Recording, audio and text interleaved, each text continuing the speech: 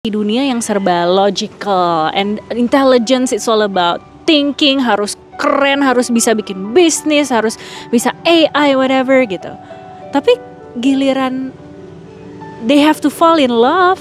Sekarang dia merasa hyper rational person yang merasa dulu ketika dia menggunakan feeling, itu dia merasa bego. Vulnerable kali. Orang yang kalau udah feeling pasti secara nggak langsung dia vulnerable. Nah, kalau orang vulnerable tapi gaulnya di tempat yang salah, dia bakal di abuse. Thinking sama feeling itu dia ada ini ya, jungkat-jungkit. It's not gonna work together. Jadi kalau thinking atau rasional lagi memimpin, then emotion is ke bawah. Emotional intelligence itu adalah justru dia blended thinking, feeling, and behavior and acting. Jadi menggunakan keduanya. Do you think I'm a good mom because I cannot cook? Kita selalu punya pikiran bahwa ibu yang benar adalah ibu yang bisa memasak, sementara aku enggak. Dan mereka bilang, no, you feed our soul. Itu Aisyah bilang gitu. Dan DJ selalu bilang, mom itu over kasih sayang. Mereka merasa disayangin dengan gaya aku yang seperti ini.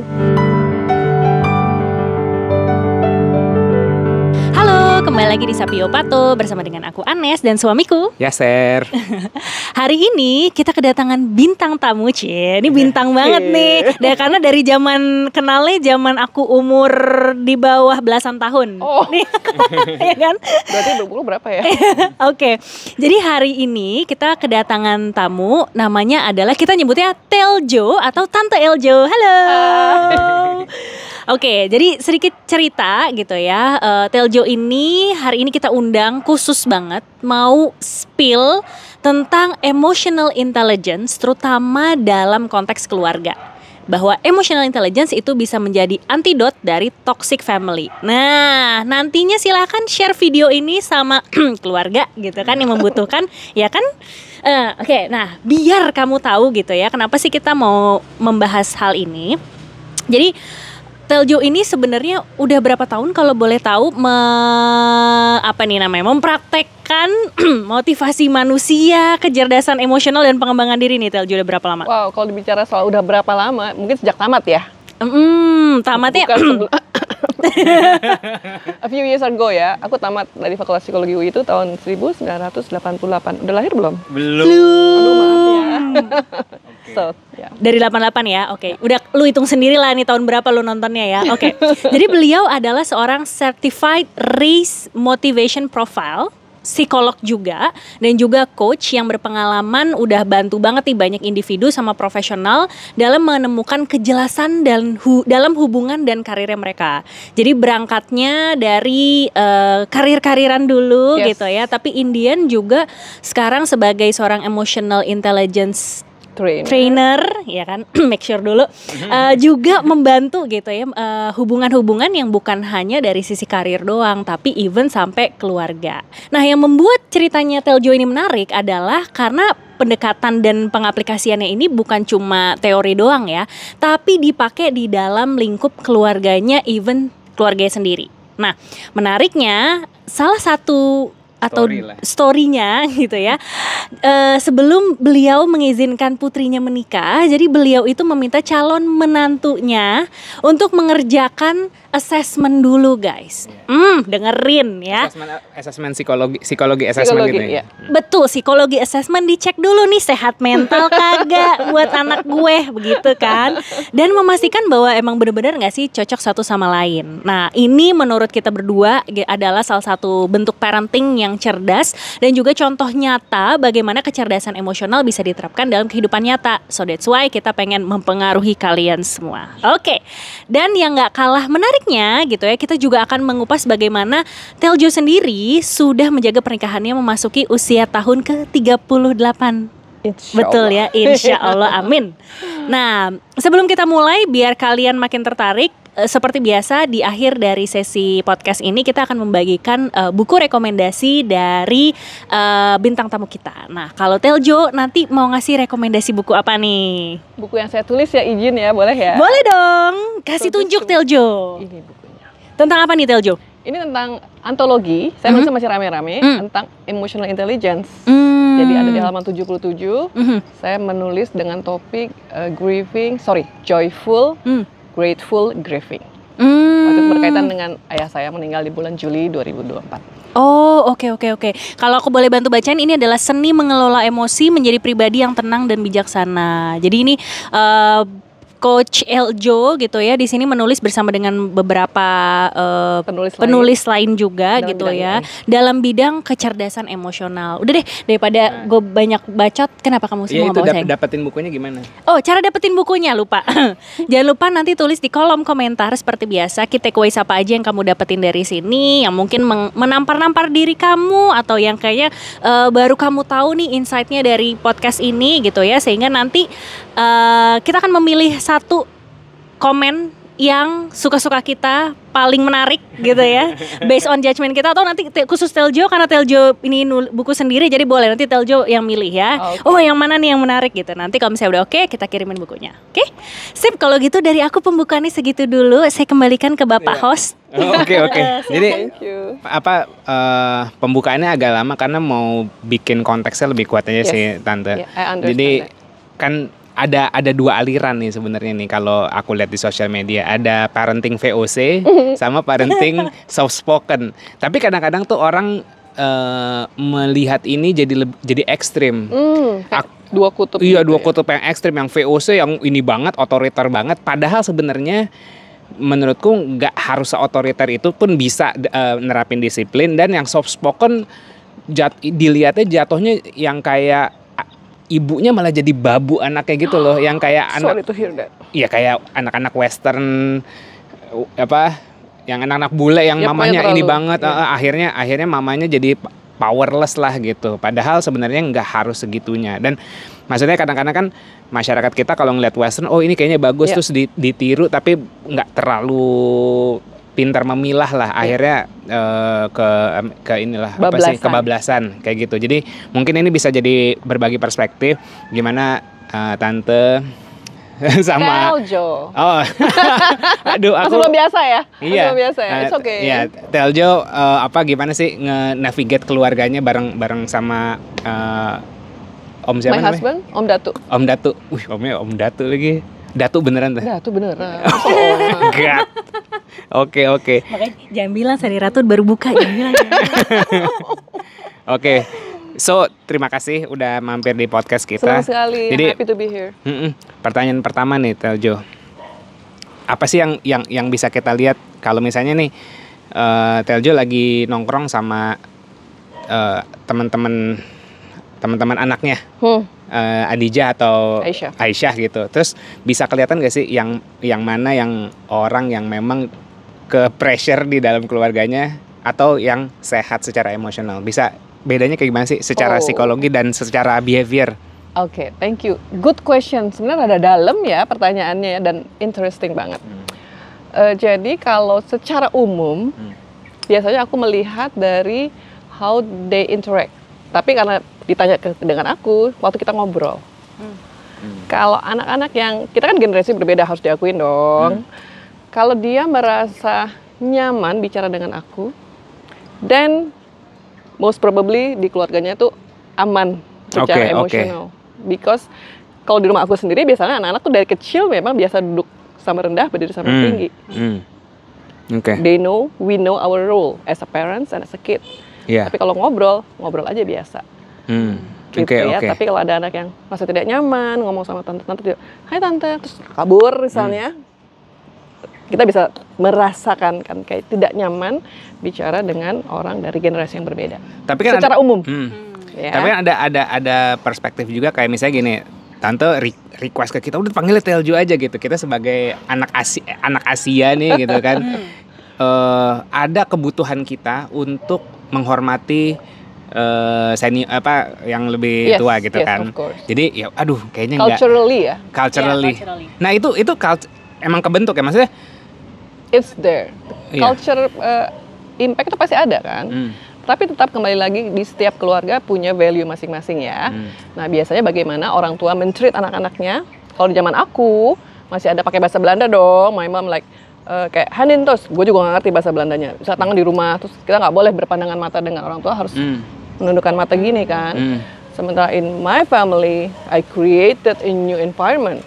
Like you have to feel comfortable talking with me. Yeah. Because I want to be the first person on earth to know everything about you. Oke, bisa ceritain nggak salah satu contoh?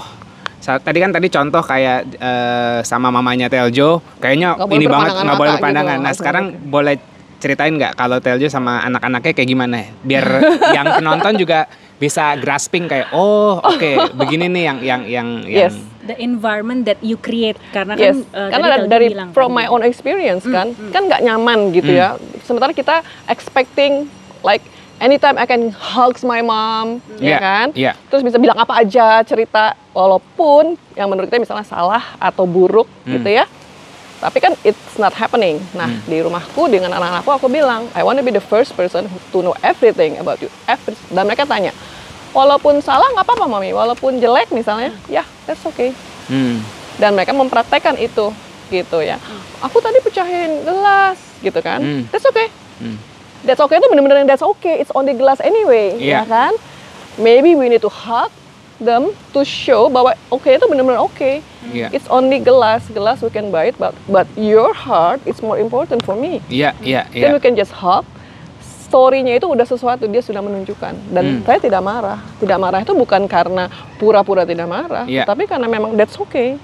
Oke. Gitu. Itu basic banget. So they exactly percaya bahwa jadi bukan hanya ngomong aja ya, bahwa bilang apa aja boleh. Nah, yang ditakutin sama parent-parent yang baru nih gitu kan, atau mungkin yang lebih konservatif, yang lebih otoriter gitu ya. Ntar dia nggak hormat sama kita. Nah itu kan tadi anak-anak pada hormat gak sih gitu? Oh my god, bukan hormat lagi, kayaknya susah ya bilangnya. I cannot find the right word. Kayaknya they adore me. Then sometimes they say it, I adore you. Aisyah waktu sebelum menikah dia bilang I want to find husband like daddy. Oke. Jadi kayak memang sih anak daddy's girl itu beda ya, tapi as a parents dia bisa bicara sama aku tuh kalau bisa like 24/7 mau ngobrol sama aku. Sementara teman-temannya di New Zealand bilang, kok lo bisa sih ngobrol sama nyokap lo like terus-terusan nggak bosen and always have things to discuss gitu ya. Karena nyaman, karena aku nggak pernah bilang kamu tuh harus gini, enggak. Dan itu sebenarnya ngaruh ke cara anak kita nanti nyari pasangan gak sih? Dia punya certain standar based on kualitas connectionnya sama orang tua. Of course. Dia merasa nyaman di rumahnya sendiri. Dia boleh mengekspresikan perasaan dan pikirannya tanpa takut dijudge, ya kan? Aisyah selalu bilang I'm the most non-judgmental person. I'm thankful for that. Dan itu nggak bisa dengan kata-kata. It's not a concept. It's a behavior, because we learn psychology itu dari behavior, jadi kelihatan dan mereka bisa merasakan. Itu waktu memilih pasangan dia bilang mau cari orang yang seperti Daddy karena memang he's so different gitu. Jadi Daddy itu kan waktu kecil main kuda-kudaan sama Daddy, kalau baca buku sama Mommy, dongeng itu sama Mommy. Jadi di rumah tuh ada pembagian tugas yang sangat jelas. Yang lebih fisikal mungkin ke gitu. Nah terus standarnya kan jadi tinggi banget nih. Terus susah gak tuh nyari calon menantu? Dia tuh kayaknya gampang-gampang aja. Aisyah itu first choice, jadi ketemu langsung, jadi bukan proses. Bingung kan? Oh gitu? Iya, sementara tante banyak. Sama, ini juga banyak. And it's okay. Ya kan punya cara masing-masing. Iya. Umur berapa waktu itu? Waktu menikah? Aisyah tuh aku? Aisyah 30 something. 2018, lahirnya 1989. Which is iya. Kalau tante dulu muda banget ya? Mau tahu aja atau mau tahu banget? Mau tahu banget. 22 and my husband 23.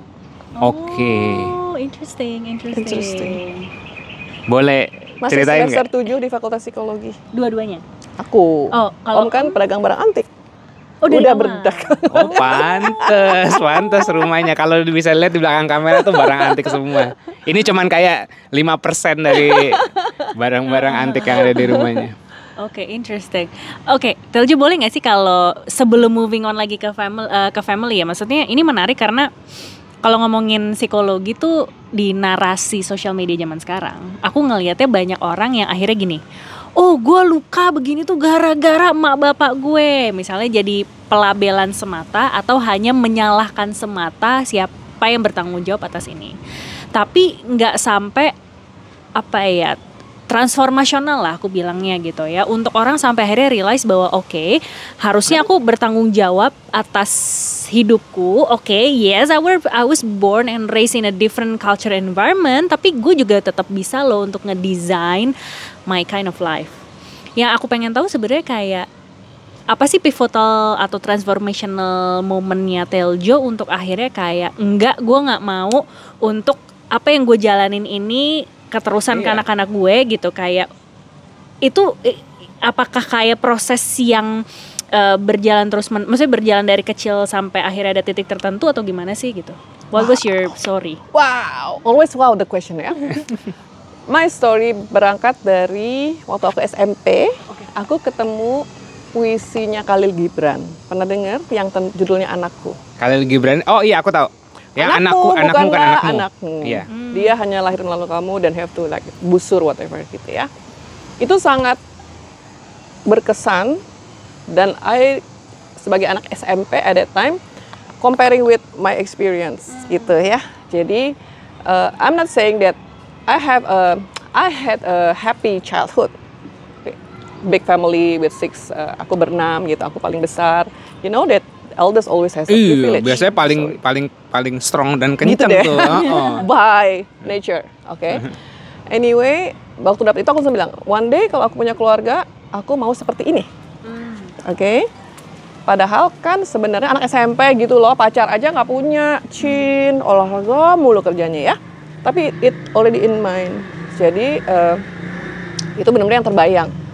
Jadi one day kalau aku menikah dan aku punya anak, mau yang seperti Om Khalil Gibran bilang. So, menimbulkan rasa nyaman dulu itu for me is so important. Gitu.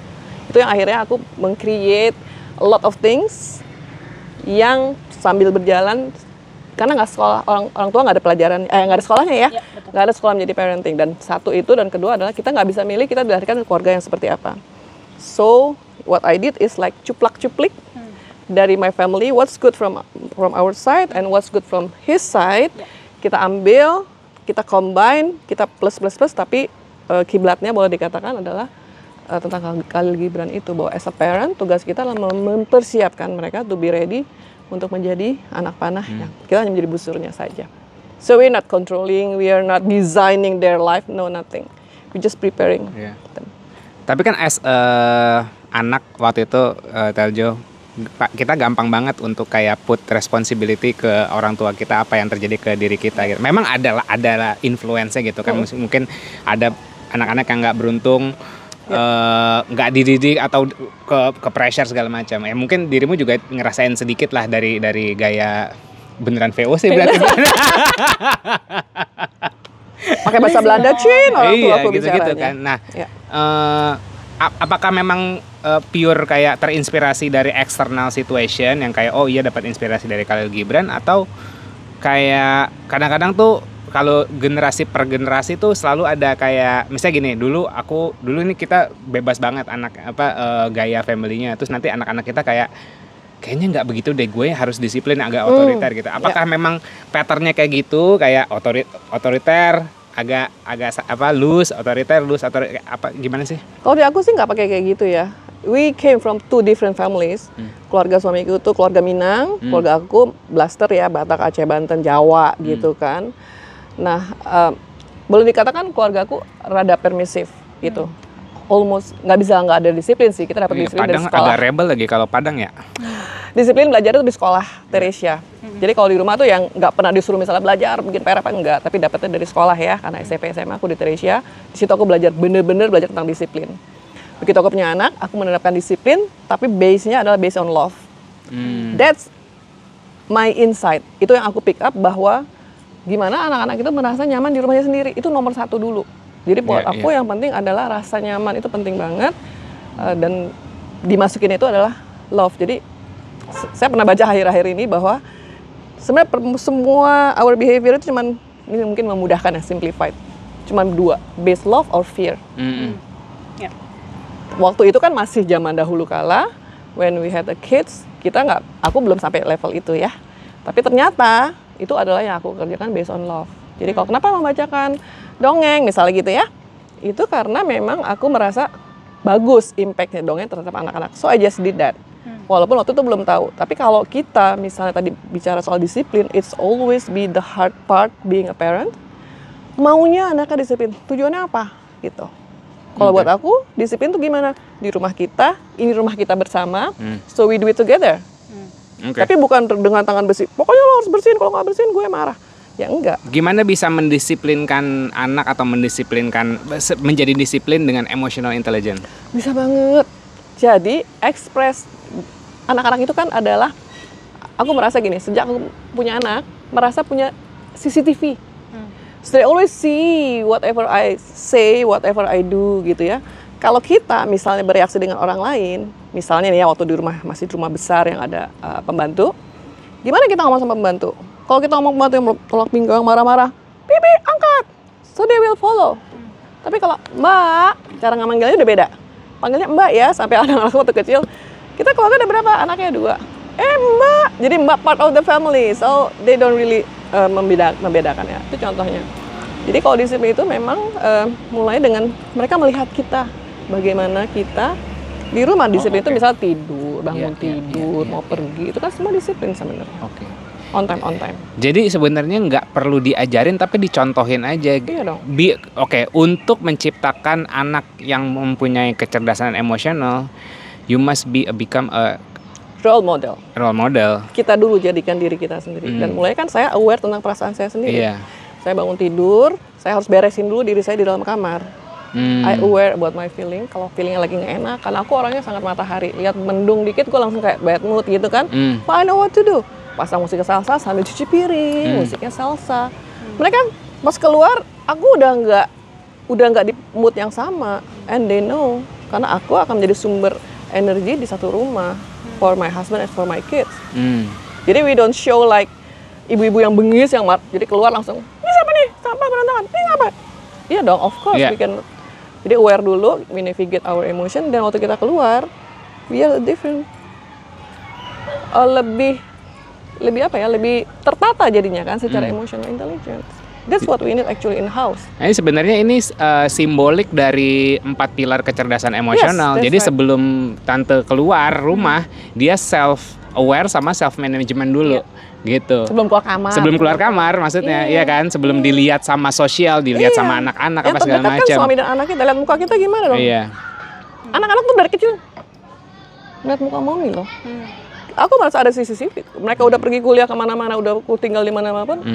Ternyata itu nggak bisa berubah ya, udah masuk ke subconscious mind. Jadi I'm always aware tentang my ada namanya body language and micro expression. We have to be careful with this. Karena banyak rumah ibunya kayak keluar dari rumah yang. Iya.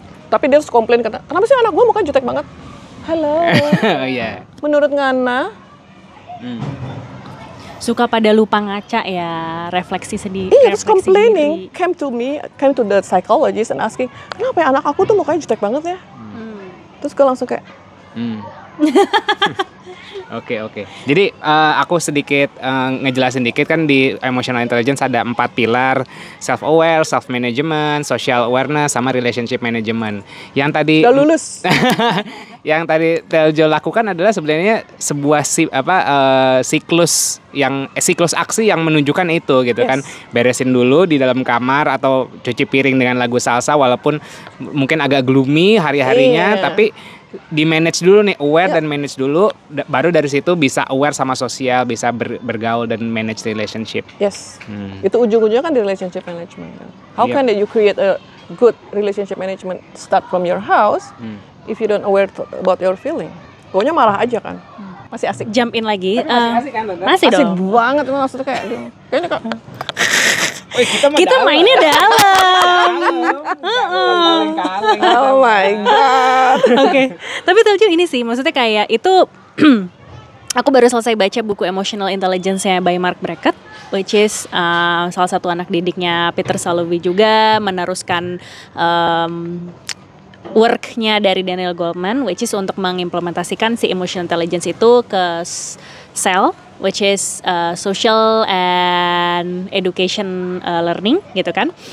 Nah, tadi di bab akhir-akhir tuh pas aku baru selesai baca, ada kata-kata yang mengingatkan aku kembali sih bahwa karena feelings dan emotions itu sebenarnya simpelnya nular gitu.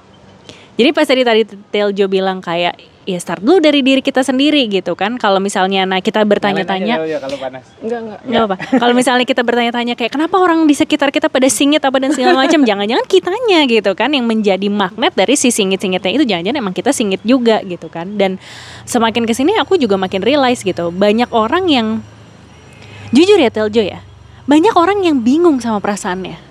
Banyak orang yang even ya, I have a coachee, we have a friend, baru aja ketemu juga semalam gitu. Kita hidup dibesarkan tuh di dunia yang serba logical and intelligence. It's all about thinking, harus keren, harus bisa bikin bisnis, harus bisa AI whatever gitu. Tapi giliran they have to fall in love, ada coachee aku yang nanya gini, gimana sih caranya aku tuh bisa jatuh cinta? And that's a really interesting questions that I cannot answer secara kata-kata karena ya feel it's something yang kita rasain gitu kan. Nah begitu juga dengan salah satu teman kita yang baru-baru ini ketemu, dia juga bilang kayak sekarang dia merasa hyper rational person yang merasa dulu ketika dia menggunakan feeling itu dia merasa bego karena gitu. Nggak apa ya. Oke. Merasa bego karena kayak bucin lah, bucin. Simpelnya balik lagi ya. Drive by the emotion. Betul. Drive by emotion dan mungkin vulnerable kali. Orang yang kalau udah feeling pasti secara nggak langsung dia vulnerable. Nah, kalau orang vulnerable tapi gaulnya di tempat yang salah, dia bakal di abuse. Ya. Belum lagi kayak misalnya kayak oke, gue sebenarnya ingin, yang aku lihat desire manusia itu kan simple kan. They just wanna connect in a sense, feeling seen and heard. Itu like one of the basic motivations yang akhirnya aku pahamin gitu ya. Orang tuh cuma pengen feel seen and heard. And sometimes orang datang ke coaching aku tuh kayak I just give them the space for them to share with non-judgmental gitu kan. Kayak oke, terserah. When they feel seen and heard, eventually mereka akhirnya punya space untuk oh I'm okay, I'm fine. Dan gue punya sendiri ya jawabannya dari pikiran gue gitu kan. Tapi kayak it's not that easy to explain to a person. Jadi pertanyaan aku sebenarnya gini sih Teljo, in this hyper rational atau nggak usah hyper deh, tapi maksudnya kayak very rational or logical person gitu kan, logical world yang dimana kayak orang sangat mengagung-agungkan kecerdasan tuh dari sisi intelektual gitu kan, akademis betul. How can emotions or feelings itu wins gitu? Karena sebenarnya it's very practical, kita ngerasain sehari-hari, tapi I just don't know why orang tuh belum bisa grasping itu kayak this is really important and I have to do something about it gitu. Kayak from your experience setelah praktek berapa lama ini, kenapa, maksudnya kayak apa sih key takeaways-nya dari Teljo, why people do that, dan mungkin kayak apa sih kira-kira yang bisa membuat orang tuh lebih sadar diri bahwa oke, yuk kita bergeser deh gitu dari yang intelektualnya. Mungkin nggak harus bergeser lah, apakah kita memenuhi bahwa intelektual it's not just about logical tapi sebenarnya perlu diseimbangkan dengan emotional. Aku simple. How make emotion practical? Ya, oke, that's good one. Iya kan gue thinking sambil iya always dalam ya. Tapi that's a good question. And I agree bahwa kita hidup di dunia yang seperti itu. And which is kalau bicara soal emotional intelligence, itu tadi kalau bicara soal thinking sama feeling itu dia ada ini ya, jungkat-jungkit. It's not gonna work together. Jadi kalau thinking atau rasional lagi memimpin, then emotion is ke bawah. Dan sebaliknya, when we do this, emotional lagi menguasai, thinkingnya pasti akan shut down. Oke, itu basic principle banget, and it's a neuroscience. How brain works, oke? Dan setelah itu memang ada 6 Second, perusahaan di Amerika yang memang fokus mengenai emotional intelligence. Itu memang pengiriman sinyal ke otak itu memerlukan waktu 6 detik, 6 second. That's why selama 6 second kita berhitung sampai 6 detik, then we can think mau apa. Kita nggak bisa memilih misalnya yang akademik itu jelek karena nggak emotional, Atau yang emotion aja pasti itu vulnerable, itu perasaan ya, merasa vulnerable sampai akhirnya malah misalnya dibully. Tetapi kalau kita bicara soal definition, emotional intelligence itu adalah justru dia blended thinking, feeling, and behavior, and acting. Jadi menggunakan keduanya. Dan bahkan ada hasil research yang bilang sales itu sebenarnya bukan thinking, emotion, judgment, tapi emotion. Jadi kalau misalnya sekarang jualan asuransi misalnya gitu ya, itu sebenarnya fokusnya lebih kepada si emotion kan. Bapak bayangin deh Pak, Bapak sayang dong sama anak Bapak. Kebayang nggak sih dalam 20 tahun dari sekarang anak Bapak gimana nih nanti sekolahnya? Atau kalau Bapak nggak ada, siapa yang akan taking care of them? Yang di touch itu sebenarnya kan, yang di press itu bukan soal gue sekarang penghasilan gue segini, gue mesti ngasih dihitung-hitung untuk 20 tahun dari sekarang, kuliah tuh bayarnya berapa M, nggak mampu, nggak mempan, gitu. Ya, so that's salah satu contohnya. Jadi kalau bicara soal gimana cara di dunia seperti ini, itu sebenarnya gampang lagi kalau misalnya si emotional intelligence, gampangnya EI gitu ya. Itu kan 4 pilar dari self awareness, ya kan? Itu satu, kita mulai kalau dari kita sendiri, dan we can share dengan pasangan, dengan anak, dengan kalau kita di kantor dengan bawahan, dengan teman setara, dengan bos. Itu dulu.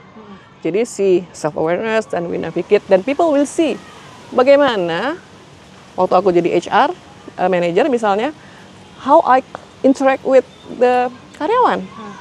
I always say like kalau mau pergi mau kemana, naik motor, hati-hati ya, helm, jangan lupa pakai helm, jangan ngebut ya.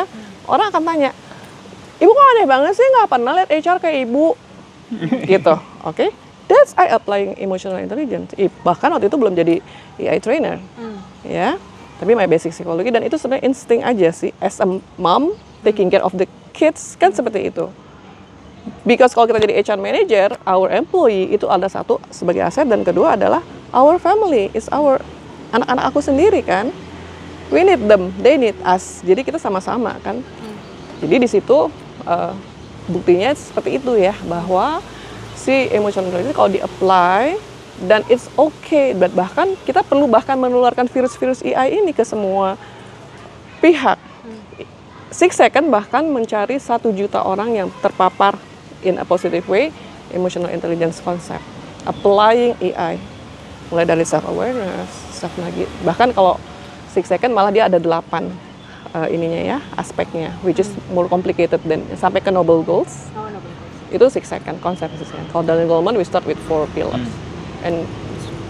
Nah, jadi untuk sedikit info, 6 Seconds itu adalah salah satu perusahaan atau NGO di Amerika. NGO di Amerika, salah satu pionir juga yang ngeriset tentang emotional intelligence. Kenapa namanya 6 Seconds? Karena manusia itu butuh 6 Seconds untuk mencerna experience sebenarnya sebelum mengirim sinyal ke otak supaya nggak impulsif ya. Jadi kita ada istilah amigdala hijack ya, di hijack oleh, kita jangan mau dong di hijack sama si amigdala. Yap. Nah, kalau di Stoicism itu juga ada di ilmu Stoik, filosofi Stoa, memang ada diajarin kayak ya udah kasih jeda dulu sebelum ini. Itu step of mindfulness actually, berjeda. Iya. Pause. We need that. Everyone need that. Yap. Di hustle bustle dunia ini. Oke. Sekarang pertanyaan selanjutnya, Teljo. Oke, kalau tadi kan mungkin kayak pengen tahu aja sih kenapa Teljo akhirnya belajar emotional intelligence with your story and everything. Akhirnya kita udah mulai paham. Nah, aku ingat banget waktu kita awal-awal ketemu, Teljo pernah bilang not only mengaplikasikan emotional intelligence dalam keseharian, tapi kan maksudnya beberapa aspek psikologi pun juga Teljo praktekkan dalam keluarga, gitu kan. Nah, salah satu cerita yang aku ingat tuh adalah Teljo bilang bahwa sebelum anak-anaknya Teljo, which is my friend, itu menikah gitu kan, Teljo tuh memberikan sebuah assessment yang namanya RMP. Boleh dong ceritain gitu, maksudnya RMP ini apa dan kenapa Teljo ngasih itu ke anaknya Teljo gitu kan, tujuannya buat apa dan hasilnya gimana sih waktu itu? Oke, thank you, good question. Jadi sedikit mundur sebelum dengan calon mantu, aku dengan 2 anakku, aku punya 2 anak perempuan, dan dua-duanya tuh kebetulan yang nomor 2 DJ Coach Ernest Friends itu udah juga jadi certified RMP, certified kita bilangnya profile master. Nah, jadi karena DJ waktu ngambil certified itu sudah ambil, jadi udahlah kakaknya sekalian aja. Dan ternyata itu kita jadi lebih mengerti.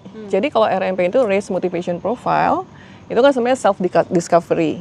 Jadi understanding yourself. Even me at that time, aku ngambil 2015 when I was 51.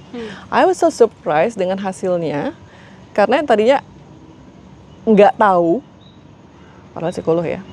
Ternyata banyak hal-hal yang kayak, oh pantas, jadi kayak confirming. No wonder I did that, gitu ya. Jadi aku lebih mengerti diriku sendiri, anak-anakku dua-duanya akhirnya sudah ambil dan kita lihat profilnya, dan we can understand, setelah understanding myself, understanding others kan. Jadi ngerti, oh pantesan Aisyah tuh kalau ngomong seperti itu, jelas aja, ternyata seperti ini gitu ya. Dan dari RMP itu kita juga bisa melihat potential konflik kalau skornya itu berbedanya sampai 1,7. Antara aku dengan kedua anakku ternyata ada tuh aspek yang seperti itu, dan kita jadi realize, kita jadi bisa ngejagain, kita akan ada perbedaan behavior, karena bicaranya behavior itu dalam aspek-aspek tertentu yang memang berbeda aspeknya. Dan kemudian mengapa tidak dengan jadi suami Aisyah belum ambil, tapi calon suami DJ waktu itu ya. Dan dari hasilnya itu kan mereka bisa ngejagain. Ngejagain itu artinya we can be aware. Ini sesuai dengan EI juga kan, stepnya adalah pertama aware. We can be aware di mana kita perlu pay attention di situ. Kita perlu berhati-hati bahwa contohnya ada namanya social contact. Nah, social contact ini keinginan untuk kebutuhan untuk hangout, tapi sebenarnya di dalam situ terkandung adalah tentang communication. Nah, communication itu balik lagi kalau di family atau misalnya di kantor itu kan penting banget ya. Kalau orang yang low social contact itu dia nggak punya kebutuhan untuk sharing information. I just keep it nyaman dengan dirinya sendiri aja. Kenapa gua harus share gitu kan? Begitu tahu bahwa dua-duanya sama-sama low social contact dan harus duduk bareng. Kalau kita punya masalah janjian ya. Harus bilang ya, harus dibahas ya, karena itu kan fokusnya perlu di situ. Pasti sama-sama low social contact dua-duanya, gitu. Satu di antara 16 aspek. Jadi intinya adalah mengukur 16 basic needs untuk self discovery, tapi lebih dalam lagi tuh dia sebenarnya bicara soal values. What's important for you? Saya sempat ngobrol dengan salah satu expert untuk RMP Profile Master. Dia sempat bilang gini, lihat ternyata ya kalau pernikahan itu kalau perbedaannya itu di aspek saving, jadi satu di antara 16 itu namanya saving, beda banget, itu bisa potensial konflik bahkan bisa sampai bercerai. Karena misalnya istrinya low saving, suaminya high saving. Ini nabung kan, saving nabung. Mempertanyakan terus, kamu beli tas lagi ya? Kan kamu beli tas kamu dari 20. Dan istrinya nggak nyaman, karena istrinya secara profil dia low saving. Kayaknya kenapa sih mempertanyakan, kan aku juga kerja, ini kan uangku sendiri. Nah kayak gitu-gitu. Ternyata itu bicara soal value, it's more than just hasil profile, tapi deeper than that. Karena di subconscious mind. Jadi berantem-berantem atau discuss kecil, akhirnya basic banget kan. Saya nggak nyaman kamu tanya-tanyain kayak gitu, karena aku low saving. Untung aku sama Om sama-sama low saving, walaupun dia belum pernah dites ya. Oh, dua-duanya low saving? Iya. Oh, pantas barangnya banyak. Asik ya, Ci. Sementara anak-anakku dua-duanya high saving. Iya, so, iya. Belajar emak bapak gue nih, high saving low saving semua nih gitu. Tapi aku pengen tahu prosesnya kayak gimana sih, kayak anaknya tante nih datang, Mams, gue pengen kawin nih gitu. Terus itu idea untuk ngetes pasangannya pakai motivational value RMP. Itu idenya datang dari tante apa dari DJ? Sebenarnya enggak, karena kan aku sudah certified, terus DJ certified waktu dia mau menikah. Kita cerita gitu, tentang RMP ini, ngobrol gitu. Jadi berarti dia sebenarnya dari dia sih, bukan aku yang menyuruh gitu, tapi dia kayaknya aku mau deh gitu. Tapi gimana maksudnya? Udah nikah berapa tahun sih DJ? Dari 2018. 20. Aisyah yang 20. Oh, 4 sampai 5 tahun. Iya. Gimana? Ya harus nanya ke DJ-nya sih. Mungkin ada something yang nggak diceritain. Tapi kan pasti DJ cukup terbuka lah sama tante. DJ bermanfaat gak sih buat meritnya? Social contact kan. Jadi DJ take a lead. Jadi dia bilang gini ya, karena kan cewek kan biasanya mungkin Anes juga gitu ya. Jadi Anes yang berinisiatif, in this case DJ yang berinisiatif. Gini ya, kita hasilnya dua-duanya sama-sama low social contact. Kita nggak bisa didiamin nih. Jadi dia sudah aware tentang this is the point that we have to be careful gitu ya. Kalau kita nggak bahas itu, kita nggak take the test, kita kan nggak tahu ngeraba-raba. Kok dia ngomong kita nebak-nebak, kita berantem, kita apa whatever. Tapi itu kan udah lihat based on itu kan scientific 85% akurat gitu. Dan hal yang perlu kita pertimbangkan juga adalah di sini berlaku 50% genetik. Oke. Jadi 50% itu genetik dari orang tua dan yang lainnya adalah faktor pendidikan, pergaulan, whatever menjadi kira-kira seperti sekarang ini. Iya. Gitu. Oke. Artinya kalau tadi kan mungkin kalau itu kita harus validate ke DJ-nya langsung ya sama suaminya. Tapi kalau berarti dari Teljo yang udah tahu sama perbedaannya dengan DJ dan Aisyah, akhirnya kan jadi lebih tahu Teljo low saving, sedangkan dua anaknya high saving nih gitu. Kalau dalam praktikal hidupnya nih Teljo gitu ya. Kalau tadi kan awareness, tapi pengen tahu prakteknya atau manajemennya in real life-nya, strateginya itu kayak gimana sih? Akhirnya yang Teljo dan anak-anak lakukan ya. Jadi karena tadi basic understanding myself, then we understand others. Itu basic kan. When they say something, I understand. Ini karena profilnya. Jadi I will not like, mungkin banyak orang tua ya dengan hubungan dengan anak yang hubungan jadi nggak enak antara orang tua dengan anak karena kita nggak pakai itu, kita nggak pakai scientific testnya itu kan. Jadi bisa sampai benci-bencian, misalnya bahkan sampai putus hubungan. Gue nggak mau ngomong lagi sama ibu gue, kan ada lah seperti itu ya. It bisa di avoid, bisa diantisipasi. It doesn't have to be like that, right? Karena kita bagaimanapun juga kita kan family. Tapi dengan ini kan ada alat bantu, ada tools yang helping us. Then we understand. Kalau dia lagi kasalnya, aku bilang, wah gue diteriakin nih, misalnya gitu ya. Karena hasil profilnya. Jadi aku mengerti. Hal lain misalnya tranquility. Aku average aja tranquility-nya, both of them sama seperti Om, aku udah feeling itu high tranquility. Jadi kalau misalnya nyetir, jangan pergi-pergi nyetir sendiri dong, gitu, ya kan? I understand, bukan karena misalnya karena dia hate me, ya nggak kayak gitu, nggak sampai kayak gitu, tetapi karena profilnya mereka. Jadi itu sebenarnya care, itu sebenarnya dari kecemasan mereka sendiri kan. Nah seperti itu. Jadi kalau itu kita tahu, dia tuh begitu karena profilnya bicara seperti itu, then I understand. Gitu. Cara reaksi aku juga lebih nyaman kan, thank you gitu ya sih. Thank you for saying that, I appreciate, but I still want to do it. Nyetirnya nggak lama kok, aku nggak nyetir malam-malam kok, aku nyetir deket-deket aja, misalnya seperti itu. Tapi itu jadi menarik sih, artinya kita baru bisa accepting differences with others kalau kitanya sendiri juga tahu apa yang berbeda dari kita sama mereka gitu ya. Maksudnya acceptance tuh baru akan muncul ketika kita sudah aware bahwa kita itu berbeda. Sehingga pilihan kita habis itu mau bikin strategi atau kita mau enggak gitu. Karena ya yang masih stuck sampai sekarang ke aku tuh ini Teljo. Aku kan mencoba untuk, aku lupa sih kemarin tahun berapa, 2022 apa 2023. Data perceraian menunjukkan bahwa alasan pertama orang bercerai itu adalah karena ekonomi. Yang kedua itu karena pertengkaran. Kalau masalah ekonomi gue gak mau ikut-ikutan ya Teljo ya. Semua orang punya rezekinya masing-masing dan mau usaha apa enggak. Tapi terkait dengan pertengkaran, itu tuh jadi refleksi kita berdua gitu.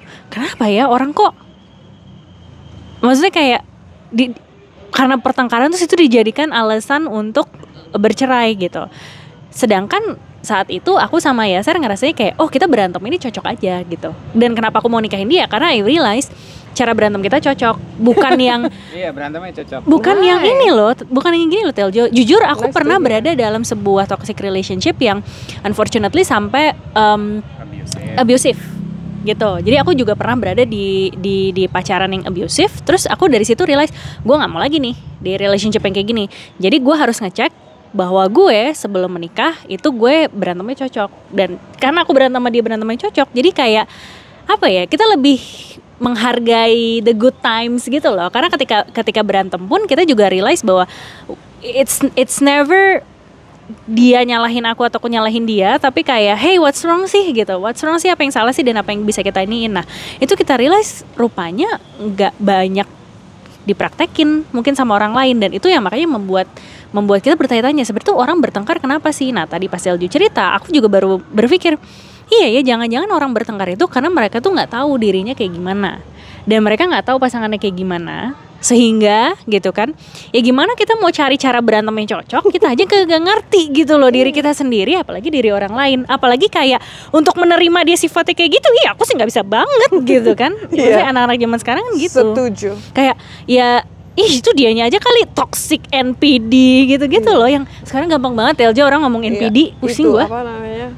Self-diagnosis. Iya, self-diagnosis. Harus ada yang ditegakkan diagnosisnya, harus ada DSM. Betul, makanya terus kita gini kayak, lah apaan sih nih orang-orang pada ini? Ya gitu, keresahan kita aja lah. Oke.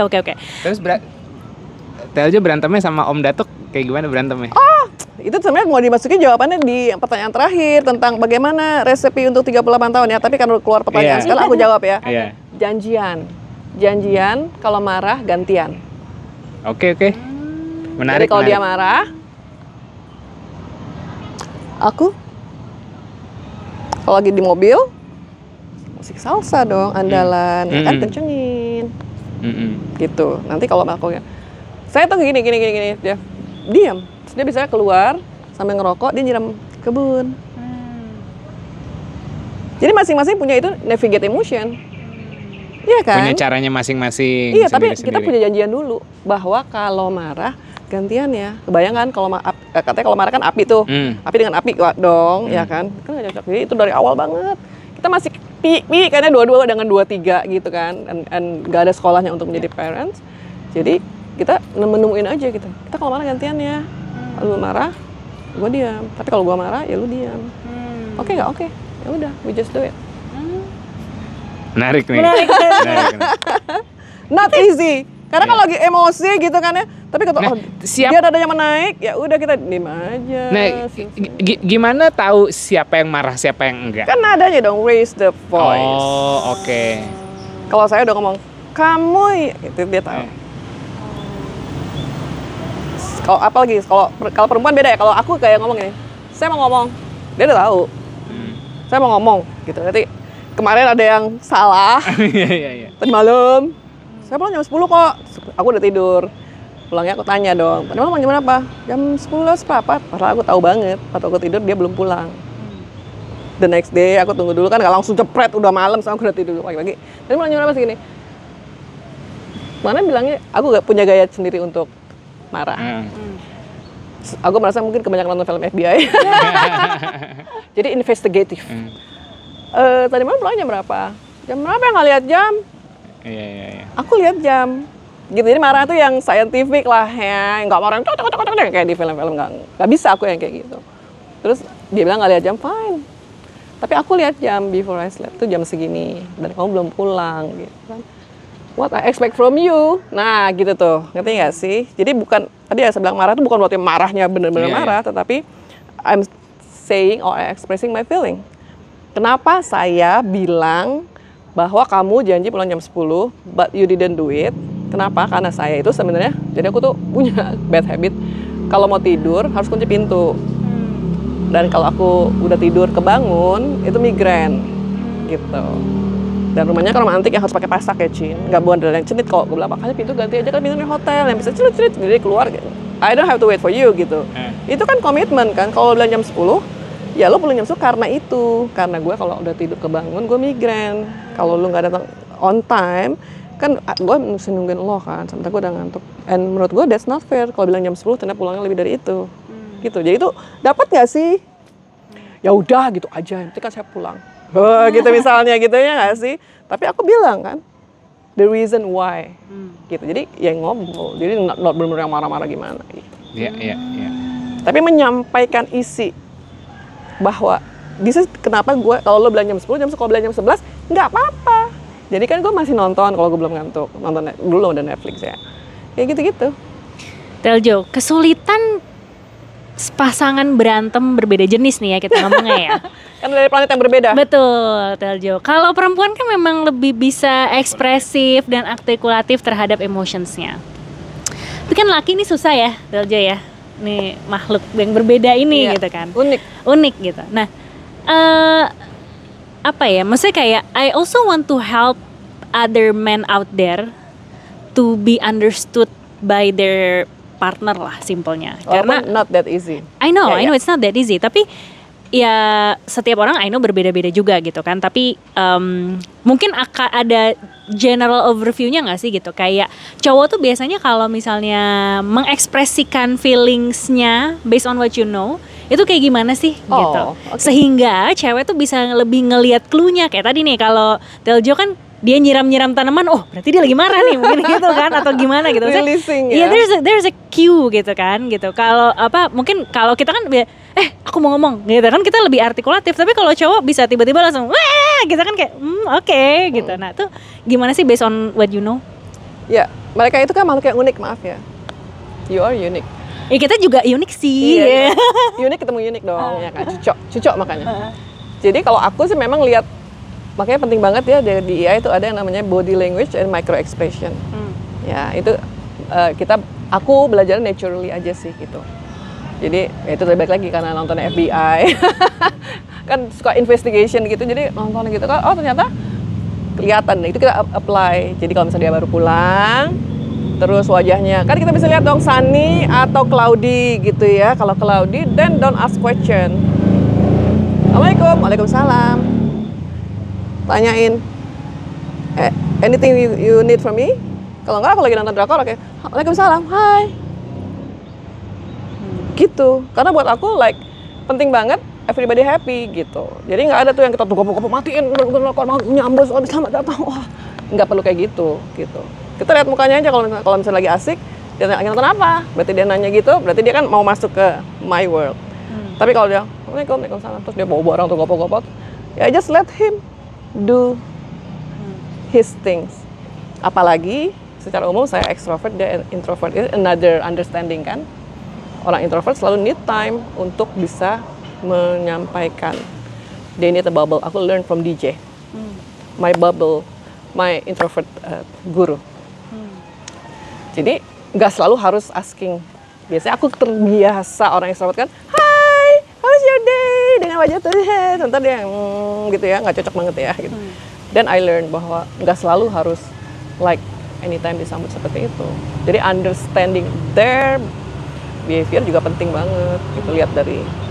Nah itu kan mungkin terbentuk karena udah bertahun-tahun. Tapi kalau yang buat newly married, let's say pacarannya nggak lama dan pacarannya yang lovey-dovey aja, yang sunshine aja, belum ngerasain susah bareng waktu pacaran, terus tiba-tiba ya nikah gitu dengan segala pilihannya.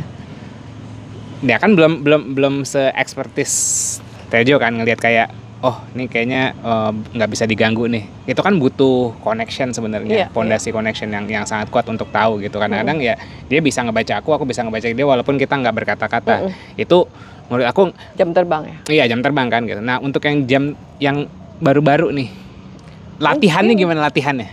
Kata kuncinya itu di communication sih sebenarnya. Ini kan kalau udah lama, jadi kayak words doesn't needs lagi gitu ya. Walaupun sebenarnya communication tetap penting, tapi kita nggak perlu nunggu misalnya, kan laki-laki adalah imam, so I wait for you to lead the conversation. No, we can just start it, oke?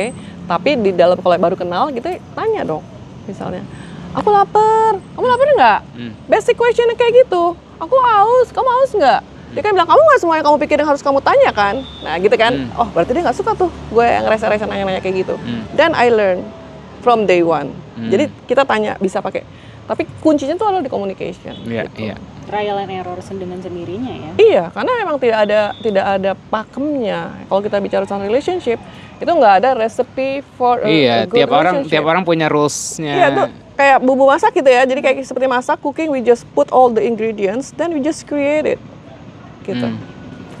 Cuplik sana, cuplik sini, ambil sana, ambil sini. Kita masak baru, new recipe gitu. Dan belum tentu semua tools juga works for everyone gitu kan. Jadi ya tanggung jawab kita adalah exploring sebenarnya tools mana yang akhirnya works di dalam relationship kita. Yes, but the most important, the basic adalah understanding yourself itu nomor satu kan. Understanding your feelings. Jadi kalau terutama perempuan ya, dia harus ku tahu yang ku mau gitu. Then you can express. banyak banget jokes yang bilang kata like listen to your wife, ikutin aja apa yang maunya. I think nggak kayak gitu juga gitu, ya kan? Itu kayak jokes yang akhirnya kayaknya soal cewek tuh yang selalu mendominasi apa, karena kan nggak harus kayak gitu. Kalau menurut aku it takes two to tango gitu. Itu adalah kedua belah pihak. Walaupun misalnya inisiatifnya mungkin kalau suaminya itu lebih relatively introvert atau mungkin sedikit lebih pasif, that's okay. Nggak selalu kita maksain, harusnya kamu dong yang mimpin. Kan Arizalu qawwamuna 'ala nisa gitu. Kita nungguin, kok dia nggak berinisiatif ya. Terus kita kecewa. It's not working like that. We can start the conversation, ya kan? The question gitu kan. Nanti akhirnya dia bisa butuh waktu lama sih. Bisa belajar juga. Sometimes dia yang ngajakin. Tiba-tiba ke pantai yuk. Gitu ya sih, yang semua terus, you just do it, gitu. And it's okay, gitu. Siapa yang ada maunya aja, ada waktunya gitu ya. Iya. Sampai satu titik dia akan sore-sore tiba-tiba hari Sabtu, kamu ada Zoom nggak? Enggak. Ngapain? Pantai yuk. Gitu, ya nggak sih? Ya. Ada. Don't give up. Don't give up easily. Kalau tadi soal pertengkaran apalagi ya. Mungkin aja karena profilnya berbeda. Dan dia tidak menyadari dirinya sendiri dulu, kan basic. Dan yang penting lagi kalau menyadari dirinya sendiri kan dia bisa bilang apa yang saya mau. I always tell him whatever I want. Saya datang, saya akan datang sini hari Minggu, besok ada jam 1 jam 3, kemudian kita akan janji dengan siapa lagi. Aku pulang hari Kamis ke Jakarta, jadi dibicarakan gitu. Dan oke, fine. Kan katanya ada fase-fase kadang-kadang gini ya, misalnya ada kerabat kita yang baru cerai nih, baru nikah 3 tahun 4 tahun. Oh iya itu emang lagi sulit-sulitnya gitu. Tapi kalau udah ngelewatin gini, aku sih ngerasa itu nggak jadi patokan ya. Mau udah 10 tahun pun kalau maksudnya nggak ada patokan tahun sih gitu. Tapi Tante sendiri gimana? Ada gak kayak tahun pertama sampai tahun kelima patternnya kayak gini 5 ke 10 bla bla bla bla. Ada pattern yang common nggak, yang umum nggak? Pada saat baru menikah tuh sempat dengar kayaknya critical 1, 3, 5, 10, 15, 20 gitu ya. As a konsep aja, as a teori. Tapi I don't apply it. Maksudnya nggak dirasain. Karena tahun menikah, baru 2 tahun, baru tamat kuliah. Kan dinamikanya beda. Iya. Kalau orang 3 tahun, iya kan baru kuliah tamat. Sebagai suami istri. Tarik nafas gitu kan. Terus punya baby. Ya kan 22, terus 25 anak pertama, 27 anak kedua. Itu kan dinamikanya beda. Tiap orang pasti akan beda. Nggak ada tuh cerita ketiga, kelima sama kan dong, ya kan? What happened at that time. Terus kalau yang aku rasakan yang aware banget adalah the first 10 years nggak bisa mengatakan tentang his family. Jadi bisa gini, ibu kamu, dia langsung kayak kelihatan badannya menegang. Tapi after 10 years banyak cerita gini-gini dengan keluarga misalnya gitu, terus baru ya sih aku tahu deh kayaknya memang pola asuh ibuku yang berbeda misalnya gitu ya. Artinya kan dia merasa akhirnya menyadari bahwa malah yang kayak gitu kita di tahun pertama udah buka-bukaan tentang keluarga kita. Yang tante butuh 10 tahun, kita di tahun pertama kayak udah kayak gitu. Jadi memang beda kan, iya, berarti beda, kan. Betul. It takes 10 years for us. Karena buat dia masih yang artinya kan, kita belajar dong. Berarti nggak bisa, dia belum siap, belum mau. Then I understand. I think I give the time, gitu. Ya kan akhirnya kan kita nggak bisa maksain dong. Nggak bisa. Kalau nggak ya jadi berantem yang kayak tadi, yang pertengkaran ya gitu kan. Yang bukan tentang kita. Dan itu ada satu hal juga yang perlu di-share di sini. Kita bukan janjian mulu deh pokoknya. We made deals gitu. Kalau ngomong ke keluarga kamu, you did that, you do it. Kalau ngomong ke keluarga saya, nggak bisa. Ini karena my family. I become being in the family udah lama. You don't know. Kita punya value yang berbeda, ya kan? Jadi kalau ngomong ke keluarga saya ngomong. Kalau ngomong ke keluarga kamu yang ngomong. Itu juga yang kita lakukan sih. Sama kan? Kalau ke keluarga kamu ngomong apa? Oh iya, ntar gue sampein. Betapa sering ada cross yang nggak penting, hanya karena salah roles yang sebenarnya nggak perlu. Karena yang penting adalah kalau dalam relationship adalah kan hanya kita berdua. Cara mainnya gimana nih ya? Kita berdua, iya kan? Kalaupun kita misalnya ada friksi, ya mereka nggak perlu tahu. Just between us. you have to solve it. Nggak perlu keluar kemana-mana. Iya sih. Soalnya jujur sih, maksudnya sampai sekarang pun aku sering mendengar kayak ini kalau bisa kita simplify ya. Sebenarnya orang ketiga dalam rumah tangga itu kadang-kadang bukan berarti mistris atau apa gitu. Tapi menariknya mertua. Orang ketiga dalam rumah tangga kadang-kadang bukan selingkuhan tapi keluarga sendiri yang bikin goyang. Ipar, ya. Karena sebenarnya in that kind of di Indonesia ya, terutama. Luckily I'm so lucky bahwa aku punya keluarga ipar dan mertua yang nggak kayak gitu, nggak kayak drakor. Kan mertua Korea kan. Yang kalau jadi mantu itu it's so hard gitu kan, being a mantu di keluarga Korea kan. Jadi aku adalah salah satu menantu yang disayang oleh mertuaku. That's why I said I'm so lucky. Jadi anaknya berlima, ini perempuan, laki-lakinya 3 dan om tuh laki-laki paling kecil. Tapi almarhumah mertuaku selalu bilang aku adalah mantu kesayangan. Padahal aku nggak bisa memasak, orang Minang Cil. Kan audisinya harus ngulek ya. Aku selalu bilang aku mantu yang lolos tanpa audisi. Karena nggak bisa masak, ya kan. Tapi malah jadi kesayangan gitu loh, ngerti nggak sih? Maybe because gue juga nggak banyak ngomong ya.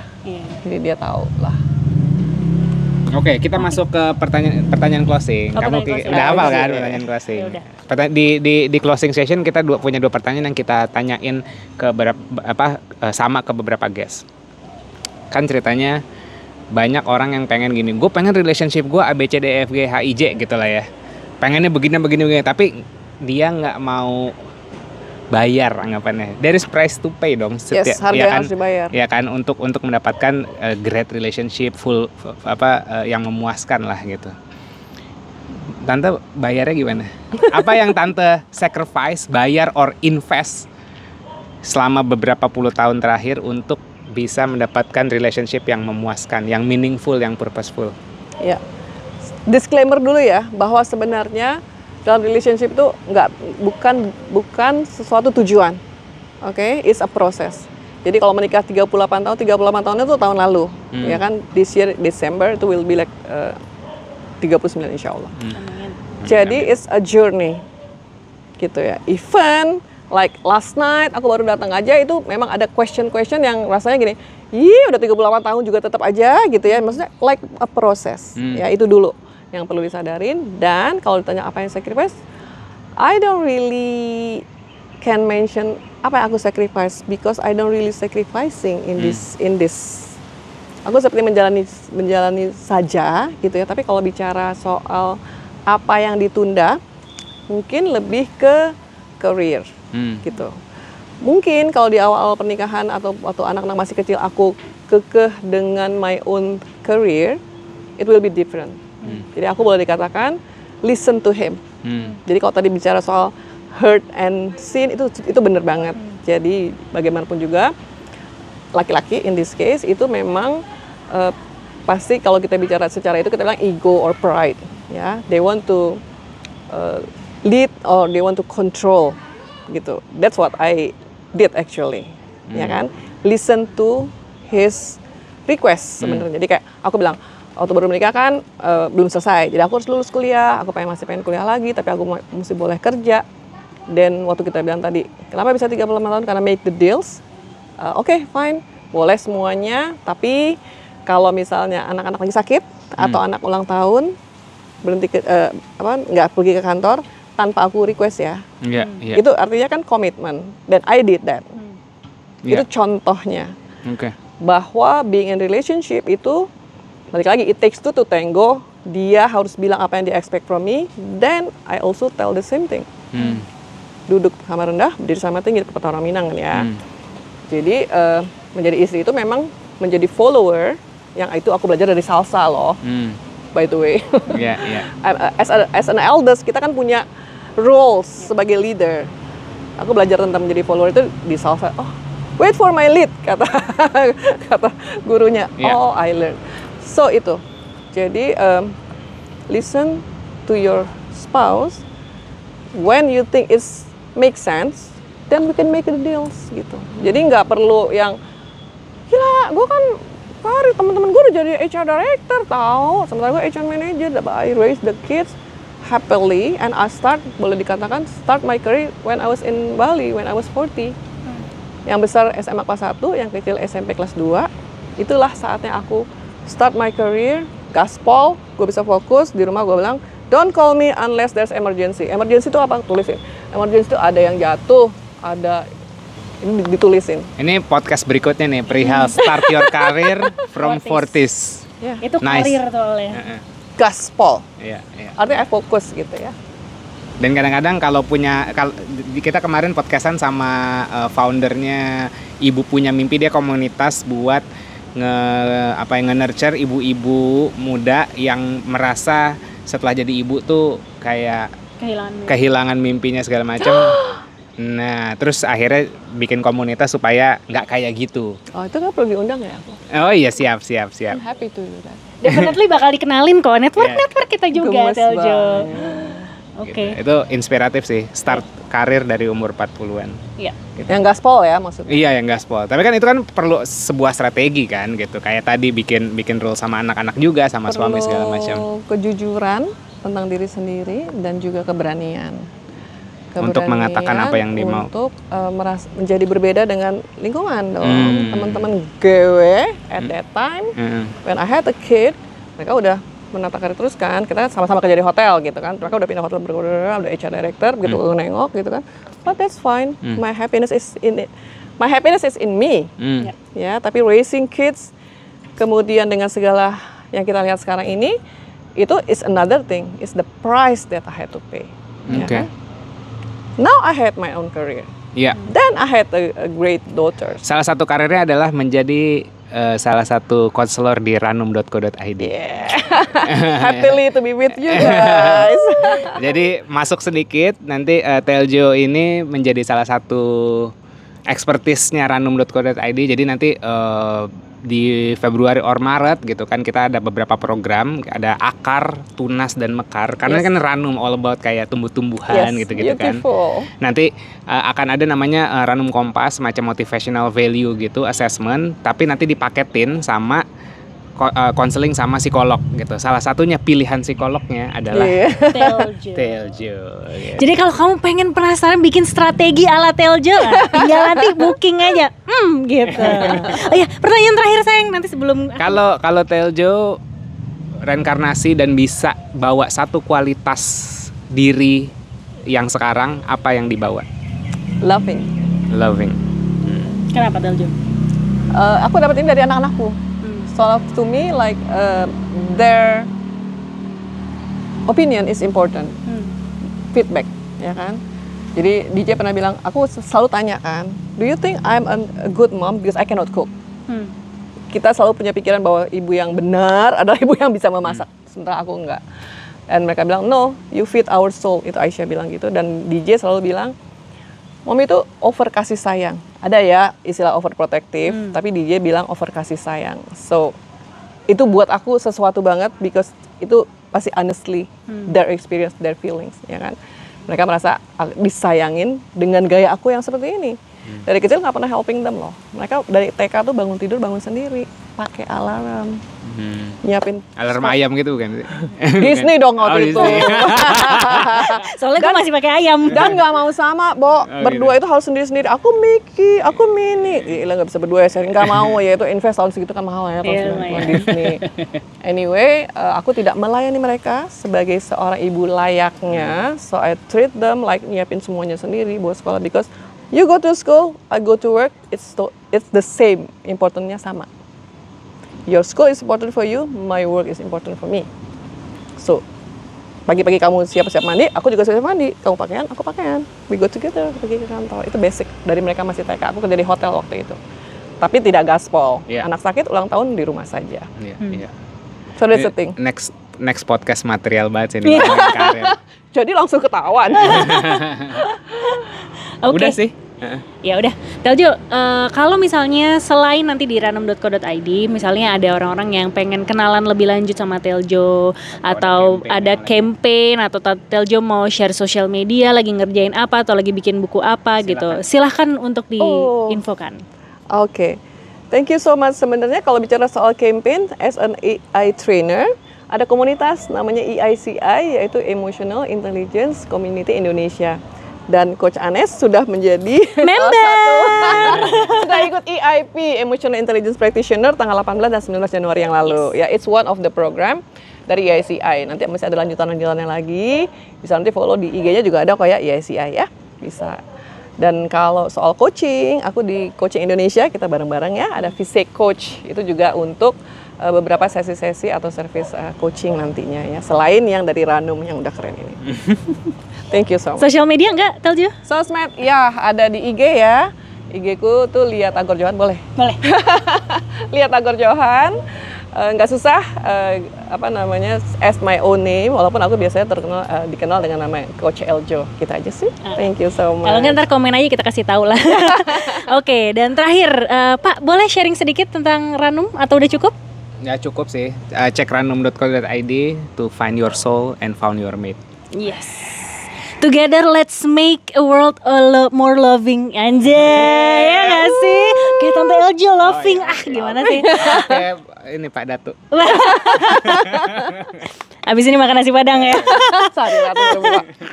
Oke, ya wes guys, kalau gitu dari kita sementara itu dulu. Thank you so much for watching this. Bye-bye. Thank you.